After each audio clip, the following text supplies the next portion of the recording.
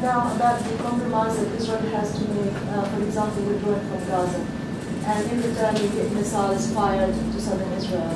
Yesterday we also had President Abbas talking about the decision that Israel took was a wrong one because it was unilateral. It was not taken in coordination with the Palestinian Authority. In withdrawing in 2005? Withdrawing from Gaza. It was, some people say it was calculated at the time, Prime Minister Sharon, that withdrawing from Gaza, which didn't mean much to the Israelis, so in return you can keep the major blocks of settlement in Palestine. Looking back, do you kind of take responsibility for allowing Hamas to take over in Gaza as a result of the Israeli decision? And indirectly, really, making them in charge now, that a responsibility basically goes back to Israel. This is going back to a previous government that I didn't represent, but I can only say that to the best of my knowledge, that there was a serious attempt on the part of Ariel Sharon, unfortunately he's still in the coma and can't respond to this himself, to reach some type of understanding with the Palestinian Authority at the time about the withdrawal from Gaza, and it didn't work. That's the best of my knowledge. I don't think anybody has a monopoly over guilt here about what happened in Gaza. There's lots of responsibility to go around. The Palestinian Authority bore some responsibility. We did.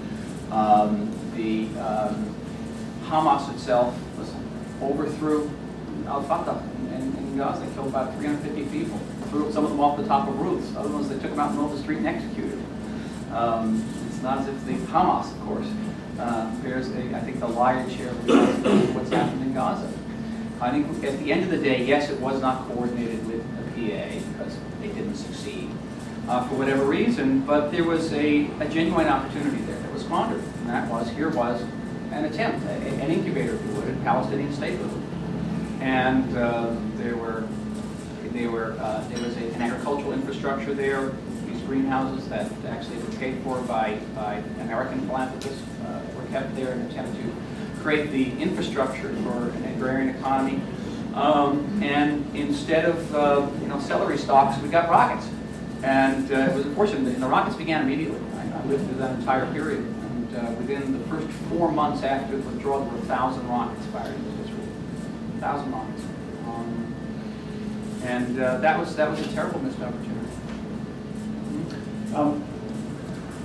I wonder if you could give us your cold-eyed diplomat's assessment of the consequences of the diplomatic tensions and deterioration between Israel and Turkey, and give us your assessment of what some of that confrontation has been, say, the result of mistake or unforeseeable circumstances. Some has been the result of direct actions taken by Israel. So I wonder if, in addition to giving us your assessment of what the consequences for Israel are of that the current crisis in relation between the two countries, what Israel has gained in the process of that deterioration. No, listen, I think you get the sense I'm not in the habit of ditching or dodging responsibility. The fact of the matter is, Israeli policies vis-a-vis Gaza, vis-a-vis the peace process, the West Bank, have been relatively consistent, whether it's with the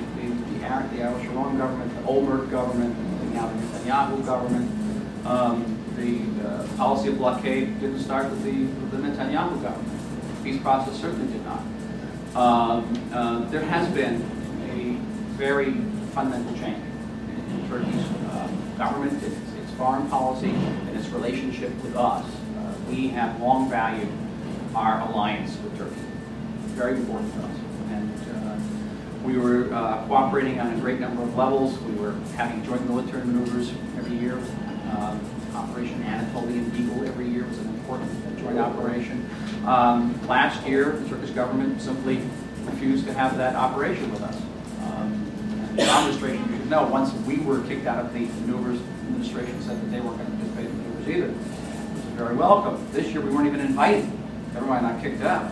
And this preceded anything that occurred in the Gaza flotilla thing. Turkey, I don't want to go into a long disposition on the history of the last 70 years. Turkey's attempt to be accepted as a member of the West and not being accepted as a member of the West, particularly of the EU, its return to some of its roots. I spent years studying Turkey. I'm a student of Bernard Lewis, and I can see sometimes the world through Turkish eyes. and understand their outlook very much.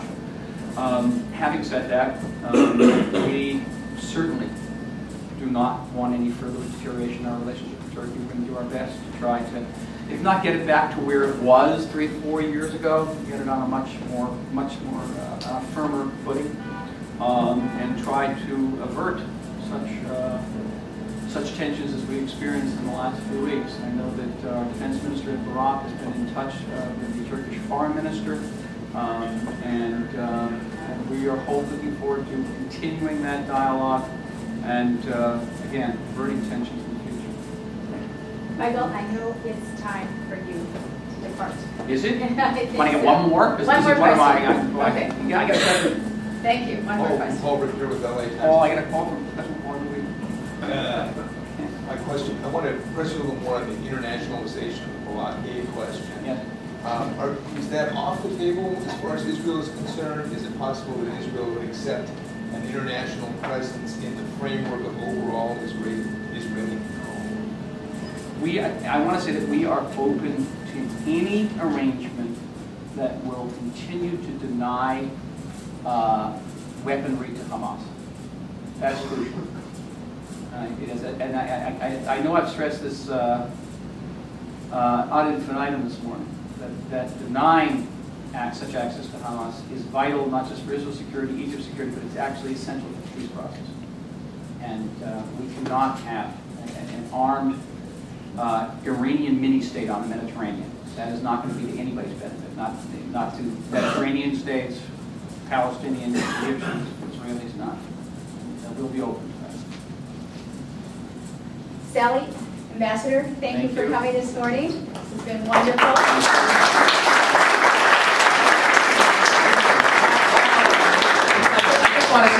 This is all very intimidating. Cecile's, I want to say mazal tov on your board, really, because it makes me feel, to say, when she gets up there and says how you made that progress in tennis. I've been working on that backhand for 40 years.